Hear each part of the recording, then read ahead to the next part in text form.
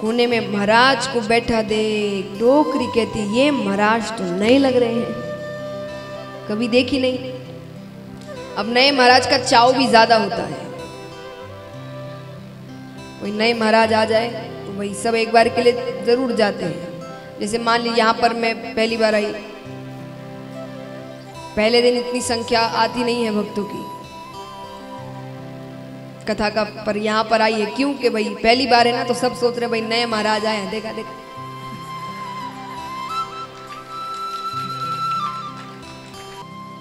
महाराज को आंखें खोलनी पड़ी।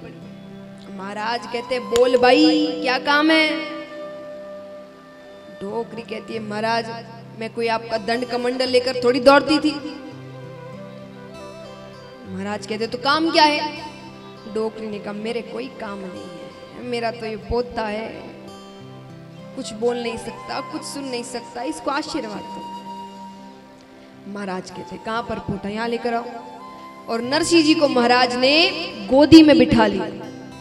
अब गोदी में बिठाकर जैसे ही महाराज नरसिंह जी के माथे पर हाथ फेरते हैं, महाराज कहते डोकरी तुम्हारा ये पोता तो भगवान का बहुत बड़ा भक्त बनेगा।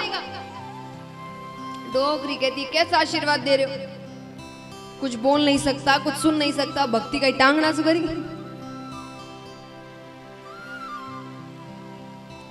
महाराज कहते नहीं खूब भक्ति करेगा, रुक जा।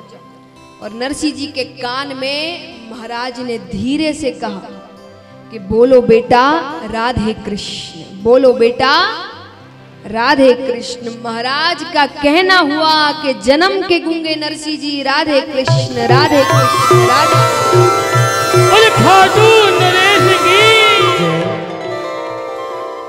डोकरी को पर्चा मिला कि बाबा है तो साचा। चमत्कार को नमस्कार है भाई, वही समय चल रहा है। सर हिलाने से नहीं होता है, फिर गलतियां भी हो जाती है, फिर दोष उन पर लगाते हो, विश्वास पहले खुद करते हो। एक दो चमत्कार पे नमस्कार मत करिए, 100 बार परखिए। और कितने भी चमत्कार हो जाए उन्हें भगवान मत बनाइए। भगवान एक ही है, उसे एक को भगवान रहने दो। और इंसान है तो इंसान को इंसान रहने दो। तो महाराज अब डोकरी कहती है महाराज आप तो जब अरे आपने तो मेरी शिवरात्रि की पूजा सफल कर दी। अरे चलो चलो मेरा बड़ा पोता बड़ा अफसर है, आपको पूरा गांव घुमाऊं, बढ़िया पेट पूजा कराऊं, चलो। महाराज कहते हम तो किसी घर जाते नहीं भाई। तो डोकरी कहती कुछ ना कुछ तो दूं। अब डोकरियों के यहाँ पर पल्ले में एक छोटी जेब होती है, आपके पता नहीं होती है कि साड़ी आप सूट ज्यादा पहनते हैं दिल्ली में भाई, है ना। और फिर भी जो डोकरियां हैं जो साड़ी पहनती है उनके पल्ले में छोटी सी जेब होती है। ज्यादा रुपया नहीं होता पर काम के हिसाब से रुपया होता है। अब वो डोकरी देख रही कितना रुपया धरूं, 10 रुपया धरूं। फिर कहते 10 रुपये का क्या करेंगे महाराज है, 5 रुपया धरूं, 2 रुपया धरूं। ये आप सोच रहे होंगे भाई इतने कम पैसे कोई सोचता है क्या। तो ये अभी की घटना थोड़ी है, ये 500-600 साल पुरानी घटना है। उस समय 10 रुपया यानी धनवानों के पास होता था। तो सोच रही 5 रुपया धरूं, 2 रुपया धरूं, कितना रुपया धरूं। महाराज समझ गए डोकरी का मन नहीं कर रहा। महाराज कहते मैं नहीं लो बात अब ठीक है। उसके बाद तो डोकरी सन्नाट करती दौड़ी। महाराज आई तो हौले हौले आई, पर अब पोता ठीक हो गया, जोश चढ़ा, सब बीपी डायबिटीज सब उतर गई।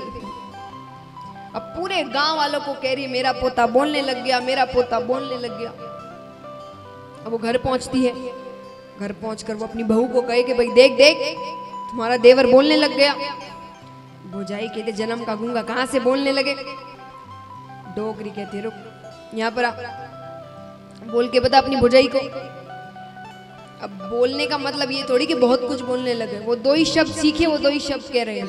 नरसिंह जी कहते राधे कृष्ण राधे कृष्ण राधे कृष्ण।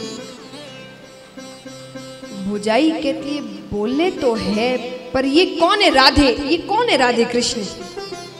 ये बच्चों को कथा में नहीं ले जाओगे ना तो यही हाल होगा। बुझाई कहती कौन है राधे कृष्ण, कथा में जाए तो पता चले कौन है राधे कृष्ण। गई अपने कमरे में, नरसिंह जी अब सिर्फ भक्ति कर रहे हैं। अब मनुष्यों का स्वभाव होता है एक इच्छा पूरी हो जाए तो मन नहीं भरता, फिर इच्छाएं बढ़ती जाती। अभी तक डोकरी कह रही थी कि मेरा पोता बोलने लग जाए तो मैं सुख से मरूं, अब डोकरी कहती है कि मैं बैठी हूं तो पोते को परना दूं यानी शादी कर दूं, यही काम मेरे हाथों से हो जाए, क्योंकि भौजाई तो ऐसी लगती नहीं है। फिर वो एक सोने की सीढ़ी चढ़ाते हैं ना, डोकरियों के मन में बहुत ज्यादा होता है, मैं बैठी हूँ तब तक ये कर दूं, मैं बैठी हूँ तब तक वो कर दूं, मैं बैठी हूँ जब तक ये हो जाए, मैं बैठी हूँ जब तक वो हो जाए। और लास्ट माना जाता है कि भाई सब कुछ हो गया, सोने की सीढ़ी चढ़ जाते हैं। तब घर वाले भी कहते हैं माँ साहब सोने की ले आए, अब तो तैयारी करो।